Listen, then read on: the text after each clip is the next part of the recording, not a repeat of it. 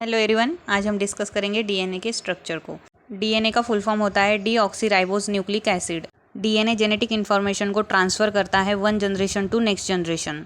In 1993 the double helical structure of DNA was proposed by Watson and Crick.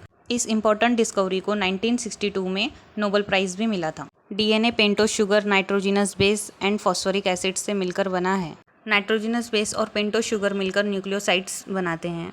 Nucleosides और phosphoric acid मिलकर nucleotides बनाते हैं। ठीक है, ऐसे ही नंबर ऑफ न्यूक्लियोटाइड्स मिलकर पॉलीन्यूक्लियोटाइड चेन बनाते हैं और इसे ही हम डीएनए कहते हैं। डीएनए के अंदर 4 टाइप्स के नाइट्रोजिनस बेस पाए जाते हैं, जैसे कि अडेनाइन, ग्वानिन, साइटोसिन, थाइमिन। ध्यान रखना है, अडेनाइन जो होता है वो थाइमिन के साथ पेयर करता है, ग्वानिन जो होता है वो साइटोसिन के साथ में पेयरिंग करेगा।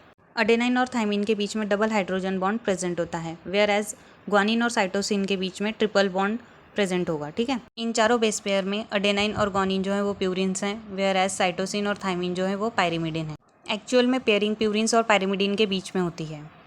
यह पेयरिंग जो होती है 4 गाफ रूल के हिसाब से हुई है। ठीक है, हमने प्रीवियसली डिस्कस किया है कि नाइट्रोजिनस बेस, पेंटोस शुगर और फॉस्फेट यह न्यूक्लियोटाइड के कंपोनेंट होते हैं। ठीक है, तो नंबर ऑफ न्यूक्लियोटाइड्स मिलकर पॉलीन्यूक्लियोटाइड चेन बनाते हैं। ठीक है, जैसे कि यह एक न्यूक्लियोटाइड हो गया, या सेकेंड न्यूक्लियोटाइड हो गया, थर्ड न्यूक्लियोटाइड, फोर्थ न्यूक्लियोटाइड, ऐसे नंबर ऑफ न्यूक्लियोटाइड्स जॉइंट होकर पॉलीन्यूक्लियोटाइड चेन जो है वो बनाते हैं। ठीक है, डीएनए जो है वो 2 पॉलीन्यूक्लियोटाइड चेन से बना है। एक पॉलीन्यूक्लियोटाइड चेन जो होती है वो 5 प्राइम टू 3 प्राइम रन करती है, तो दूसरी वाली जो होती है वो 3 प्राइम टू 5 प्राइम रन करती है। DNA double helical right handed structure है।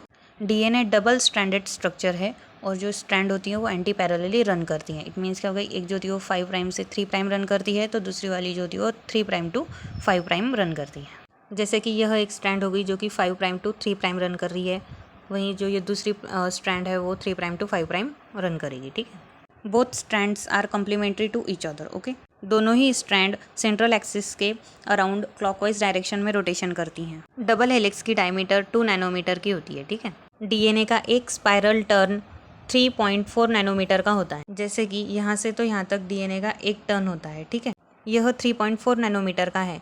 हर एक टर्न में 10 पेयर ऑफ न्यूक्लियोटाइड्स जो है वो प्रेजेंट होती हैं। जैसे कि हमने प्रीवियसली डिस्कस किया कि अडेनाइन की थाइमिन के साथ पेयरिंग होती है, ग्वानिन की साइटोसिन के साथ में पेयरिंग होती है। ओके, ऐसी नंबर ऑफ बेस पेयर जो है वो डीएनए के अंदर प्रेजेंट होती हैं। 2 बेस पेयर के बीच में 0.34 नैनोमीटर का डिस्टेंस होता है। जैसे कि अडेनाइन और थाइमिन की एक पेयर हो गई, ग्वानिन और साइटोसिन की एक पेयर हो गई। ठीक है, तो इन दोनों के बीच में 0.34 नैनोमीटर का डिस्टेंस होगा। माइनर ग्रूव और मेजर ग्रूव यह दोनों मिलकर एक टर्न बनाते हैं। ठीक है, उसे हम स्पाइरल टर्न कहते हैं और वह 3.4 नैनोमीटर का होता है।